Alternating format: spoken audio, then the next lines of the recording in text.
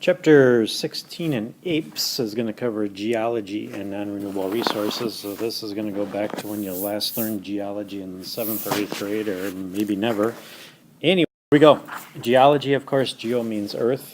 Study the earth's surface and interior. You can see those guys down there studying earth.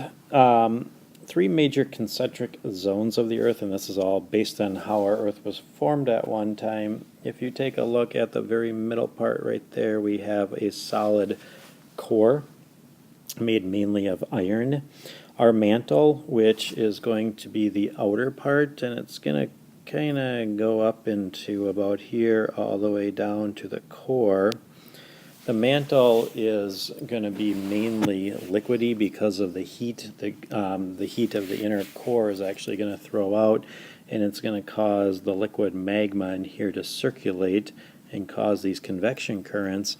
But one part that you need to know of the mantle is the very top part of the mantle is called the asthenosphere. The asthenosphere is kind of where the mantle starts getting hard a little bit because it's cooling, and that is going to kind of drive some tectonic activity, which we'll talk about later. The crust then, there's a continental crust, there's an oceanic crust, and that's real simple. The continental crust is what you're standing on or sitting on right now. That's the landforms. Oceanic crust which is below the ocean, and of course that's 71% of the crust. Tectonic plates are very thick slabs. I'm sure you've studied this before. Kind of the idea of what separated Pangaea at one time are these tectonic plates. They're anywhere from, well, there's 15 of them. They're about 60 miles thick, which is like from here to Madison away. They're constantly moving because of that liquid magma underneath it. They form anything from mountains to volcanoes to tsunamis to landslides. If you think about it, our Earth would not be as it is without this tectonic activity. We wouldn't have mountains. We wouldn't have trenches in our oceans. We wouldn't have a lot of very cool features that we have on the Earth. Terrestrial plates move at about a centimeter a year, which is very slow and obviously unnoticeable. The only time we really notice it is when there's either going to be an earthquake, or there is an earthquake, or a volcano. Oceanic plates actually move faster because of a little less resistance, about 18 centimeters per year, and that's going to really come into play. There's actually something called a divergent plate between us and Europe, and that's moving us apart. So if you think about it, we're actually moving a little further apart from Europe every year, about 18 centimeters a year. Not too stressful, don't get too stressed about that, but of course it takes a little bit more gas to get to London every year. Plate boundaries, there's actually three different types. The first type are divergent plates. Divergent plates, they diverge away from each other. An example of this is the mid-Atlantic plate. So we've got the United States, we've got Europe, there's a mid-Atlantic ocean ridge that runs between us, and we're slowly separating apart. Because of the mantle plumage coming up like this, what happens is it forces the oceanic plates apart. So that's the mid-ocean ridge. So technical definition, two ocean plates are separating. What happens is the molten rock flows up, and what happens is we will get magma coming up in here. That's where a lot of hydrothermal vents are actually found in this. The next ones are convergent plates. Think of the word converge. If you converge, you go together. So what happens with convergent plates is if we have one here, we have another one right here, they come together. Examples of convergent plates are like the Ring of Fire, which is over by Japan. You probably know better from the hit movie Finding Nemo. Anyway, what's happening with convergent plates is they come together, and they usually form what's called a subduction or a subduction zone. What's happening if an oceanic plate meets a continental plate like this? The oceanic plate is more dense, so what it's going to do is it's going to go down, and the continental plate is going to ride up over it, but we get a trench in here. That's what formed Marianas Trench, that over 5-mile trench off the coast of Japan in the Marianas region. And what happened is this land actually uplifted as a result. So this went down, this uplifted, and we got mountain ranges, which of course even in Japan they're loaded with mountain ranges. This actually, subduction zones are going to lead to things like tsunamis too. The third type of fault is actually a transform fault. Transform faults, and this is kind of a misconception, people talk about losing California someday. Well, what's happening with California is it's actually going toward Alaska. So what's happening is one goes in this direction, the other one goes in this direction, and when they build up resistance and slip, that's when we have a earthquake. And of course, the big famous one out in California, the fault line is called the San Andreas. So you see that when you're flying into California and you start descending, if it's a clear day.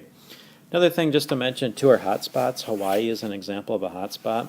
What happens is we have all this magma down here in the asthenosphere and the mantle, and what happens is we get weak points in our Earth, and what happens is those weak points release that magma and they form island chains, generally like Hawaii. So volcanoes, let's talk volcanoes for a little bit, generally associated with tectonic activity because that's where generally two plates are coming together. We can form these mountains like this. When they get a weak point or a fissure, this is a fissure point, this is a fissure point right there, that's a weak point. What's happening in a lot of volcanoes, this is constantly occurring, building up and building up. We know in the 1980s, Mount St. Helens was a practical example out in Washington State. Geologists knew it was building and building and building because they knew this liquid magma was getting closer and closer to the surface, and then boom, it's going to blow. Magma, by the way, the technical definition of magma is that inside the liquid part inside the chamber, and then once it reaches the Earth's surface, it's technically called lava. The good thing about lava is it actually can produce fertile soil. If you take a look at Hawaii, which was formed with tectonic activity, aka volcanoes, and it's still being formed, what happens is it takes millions of years, but it goes through primary succession and forms soil.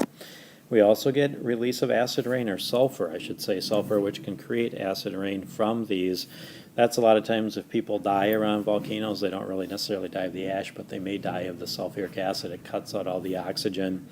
Not the worst thing in the world because we do need sulfur in our atmosphere to form things like sulfates. We do get particulates that remain in the atmosphere for up to 3 years. Particulates are things like ash. It's well known that in the 1990s, when Mount Pinatubo blew over in the Philippines, our winter for 3 years, or our summer rather, for 3 years was much cooler than normal because we had all that particulate in the atmosphere, and it actually caused us to get less sun intensity, and thus we had some summers rather. Earthquakes, of course, geological rock and roll events. The earthquakes, there's a couple things you need to know where an earthquake actually happens. So if we have, like, this is a transform fault right here going on, like in California, for example, or actually we could have a subduction zone where we're going down like this and up like this in another region. And if you think about it, we have a large amount of potential energy, and these rocks store that energy as they're sliding past, sliding past, sliding past. They'll get to a friction point where they can't move anymore. All of a sudden, wham, they're going to slide, and what happens is it causes an earthquake. This point right here is called the focal point, where it actually occurs, and scientists can determine that pretty easy. Right above there is called the epicenter. Epicenter is generally what you hear on the news. We have California, of course, has a lot of earthquakes. A lot of them are epicentered in Southern California along that San Andreas Fault, down in the Baja region in Mexico. Magnitude we'll talk about in a second. Amplitude is, of course, related to the waves of this, the seismic waves, and how far apart they are. But a couple of earthquakes is, first of all, the strength of it is determined by this thing called a Richter scale. Generally, if you hear of an earthquake that's 4.0 or lower, it's pretty insignificant. It's going to cause a little shaking but not do a lot of damage.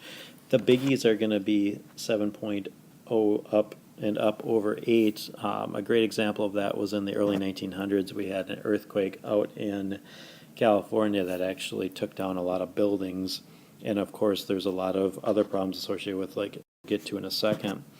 Foreshocks and aftershocks, actually it's well known that animals can oftentimes sense the foreshocks, so there's something coming. That tension builds up so much in that rock layer and that crust layer that what happens is eventually, and dogs can predict this, if they start freaking out, what's going to happen is we might have an earthquake coming, or birds start flying. Aftershocks are the nasty ones, and aftershocks are if we have an epicenter right here and we have this series of aftershocks. What happens is this first one is going to hit big buildings like this.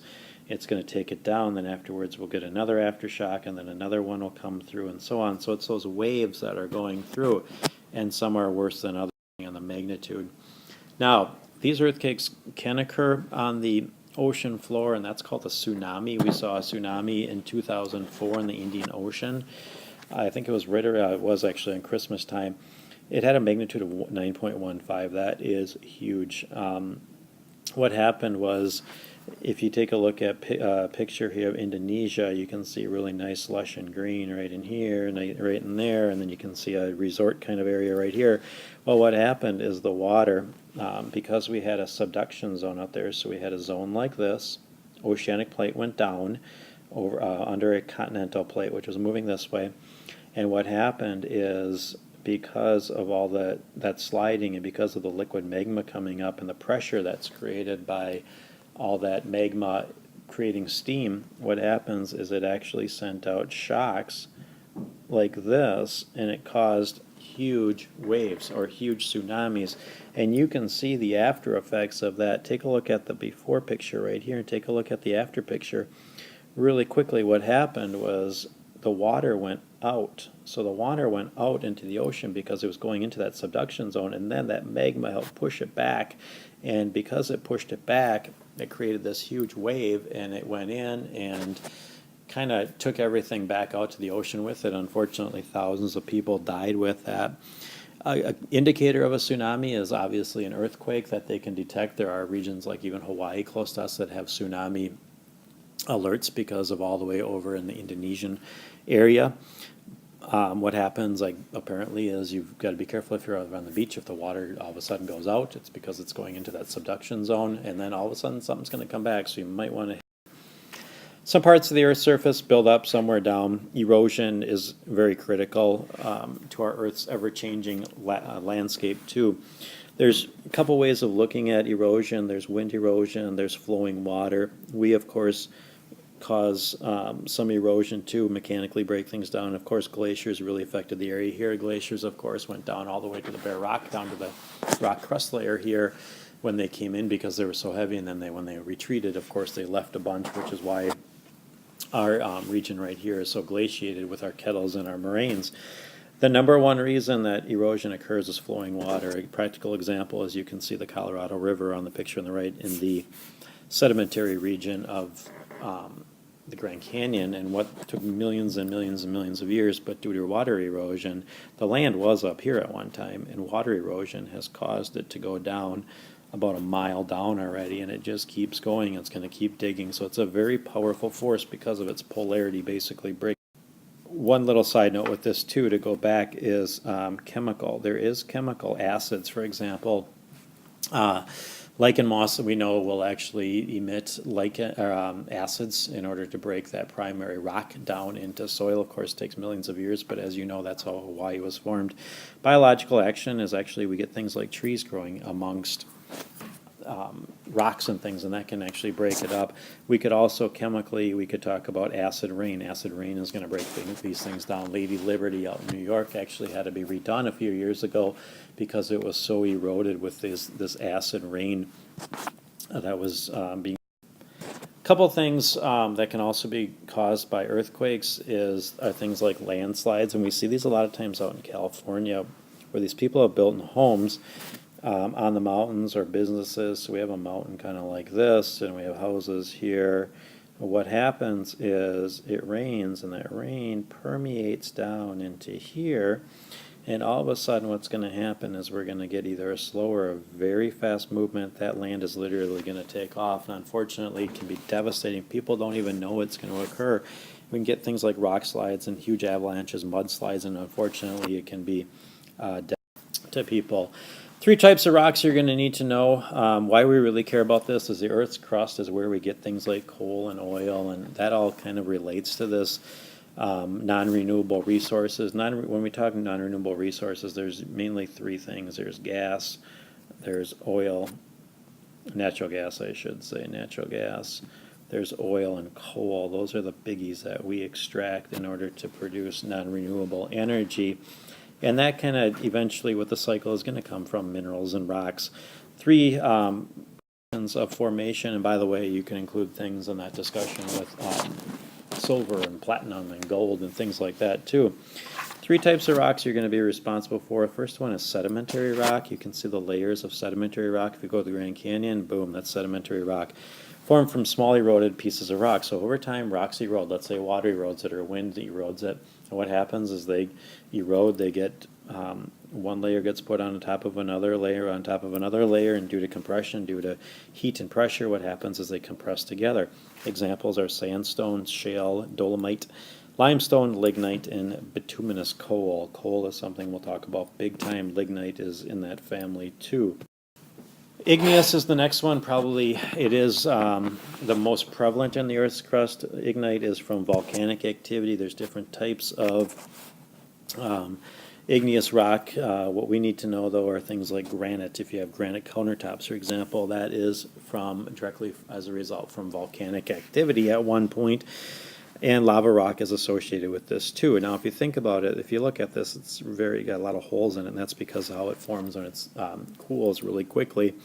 What happens is this will eventually, due to water, break down, and those little parts are actually going to break down and may form into something like sedimentary rock, which is the next one. This is actually going to form from pre-existing rock, subject to high temperature and pressure too. Examples of metamorphic are things like slate and marble. High-end restaurants and hotels and things like that actually have like marble floors on them, so really cool. So the three types of rock you need to know are sedimentary, igneous, and metamorphic.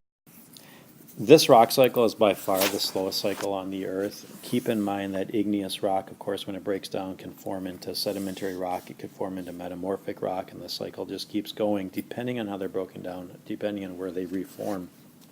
Let's stop there, and we'll pick up here on the next lecture.